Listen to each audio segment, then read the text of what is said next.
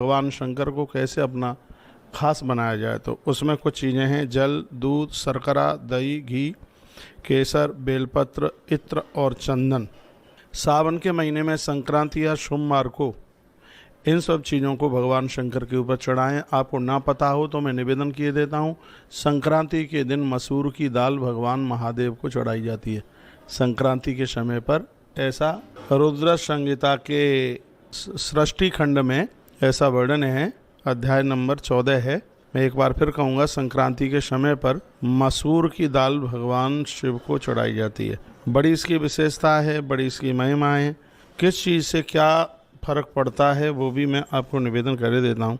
आप जल चढ़ाते हैं तो आप क्रोध जीत लेते हैं, आपको स्वभाव आपका बहुत ज़्यादा बढ़िया हो जाता है। और शंकर का अभिषेक पानी के बिना पूरा हो ही नहीं सकता। यदि रावण जल से महादेव का अभिषेक करता रहता होता तो उसका स्वभाव बहुत बढ़िया हो जाता, लेकिन वो तो सब ऊट पटांग चीज़ों से ही। अब भगवान शंकर के लिए मैं ये कह दूं, ऊट पटांग शब्द आपको थोड़ा ऐसा ही लग रहा होगा। मैंने आपको पूर्व में भी बोला, कोई भी चीज़ आप शंकर जी को चढ़ाते हैं उसमें जल चढ़ाना बहुत ज़्यादा जरूरी होता है, नहीं तो अभिषेक पूरा ही नहीं माना जाता। जल चढ़ाने से शांत स्वभाव होता है और लोग क्रोध को जीत लेते हैं। ये इसका अपने आप में बहुत ज़्यादा प्रभाव है। भोलेनाथ को खांड चढ़ाई जाती है, यानी शर्करा, बूरा, यह घोर दरिद्रता का नाश कर देती है। और इत्र, ये आप पहली बार सुनेंगे, आप सुन लीजिए। भगवान भोलेनाथ को इत्र चढ़ाने से व्यक्ति गलत रास्ते पर जाने से बच जाता है। उसका रास्ता अपने आप में डगमगाता नहीं है, अपने स्थान से वो पथ भ्रष्ट नहीं होता। यह भगवान महादेव को इत्र चढ़ाने की बहुत बड़ी महिमा है। सावन मास में किस प्रकार से भोलेनाथ की पूजा करें तो उसकी कुछ विशेष बातें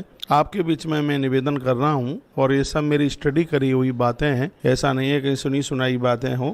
ज़्यादा तरह से ग्रंथ में जो प्रमाणित बातें हैं वही आपके बीच में बातें रखी जा रही हैं। भगवान को आप दूध चढ़ाते हैं, ऐसे वंश वृद्धि तो होती ही है, लेकिन इसके द्वारा घर में सभी प्रकार की समृद्धि भी आती है। वंश वृद्धि के लिए महादेव के ऊपर दूध चढ़ाना किसी वरदान से बिल्कुल कम नहीं है। दही आप भगवान को चढ़ाते हैं, भोलेनाथ को दही चढ़ाते हैं तो इससे कार्य में आने वाली रुकावटें, बाधाएं दूर हो जाती हैं। जैसे आप कहते हैं हमारा बेटा एक एक नंबर से रुक जाता है, बिल्कुल बनता हुआ काम और फिर हम उसमें पीछे हो जाते हैं, तो आप दही से भगवान को स्नान कराइए, दही से भगवान का अभिषेक कीजिए। तत्पश्चात घी से भगवान को निलाया जाता है। तो इससे धन तो बढ़ता ही है, लेकिन सबसे बड़ी और आनंद की बात है कि इससे इंद्रियों की शक्ति बढ़ती है।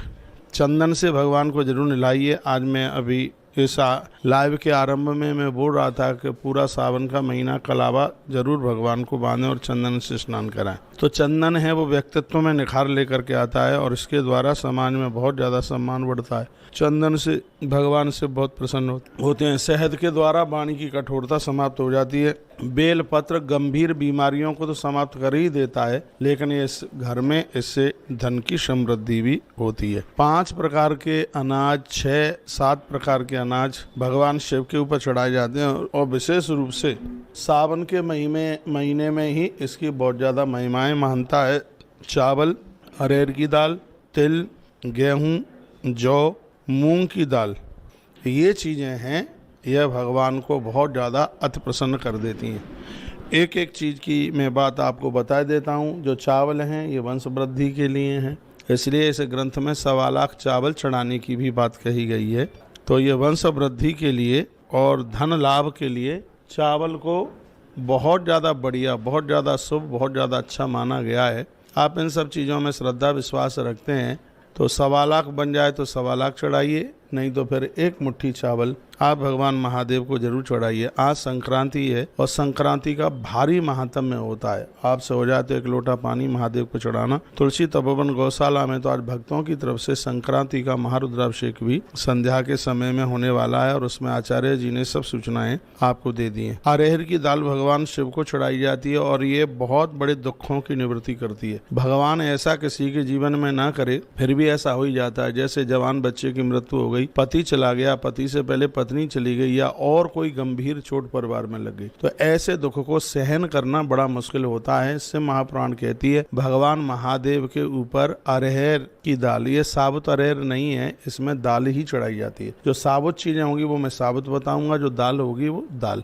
तो इसमें अरहर की दाल भगवान महादेव को चढ़ाई जाती है और इसके द्वारा लोग घोर दुख को सहन कर लेते हैं। परमात्मा भगवान महादेव उस दुख की विस्मृति करा देता है। ये अरहर की दाल का इतना बड़ा प्रभाव है। तिल के बारे में तो बहुत बार मैंने आपको बोला, ये आयुष बढ़ाता है, उम्र बढ़ाता है, चाहे प्रदोष वाला दिन हो चाहे सोमवार।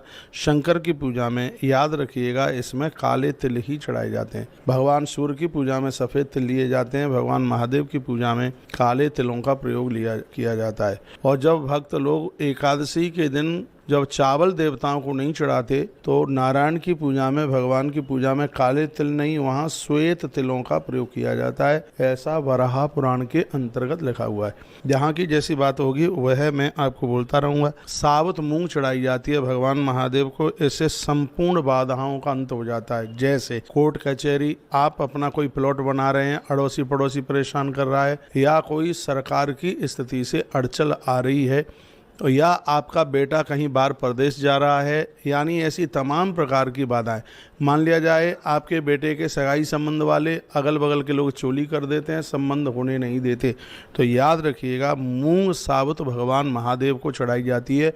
ये सर्व बाधाओं को दूर करने वाली मूंग है। मैंने ये चैप्टर बहुत बारीकी से पढ़ा है जिसमें 1.25 लाख मूंग चढ़ाने की बात कही गई है। और जीवन भर इस बात को भूलना मत, तांत्रिकों के चक्कर में पड़ना नहीं है। भगवान शंकर को साबुत मूंग आप चढ़ाइए, थोड़ा सा मूंग के ऊपर हल्का सा हाथ देसी घी का उसको रेगड़ करके, तो ऐसी मूंग भगवान शिव को, भगवान शंकर को चढ़ाएं। और ये चढ़ी हुई मूंग मछलियों के लिए पानी में इसको प्रवाहित किया जाता है, ये भी और समझ लीजिएगा। ये मूंग जो साबुत चढ़ाई जाती है संपूर्ण बाधाओं को, विघ्नों को दूर कर देती है।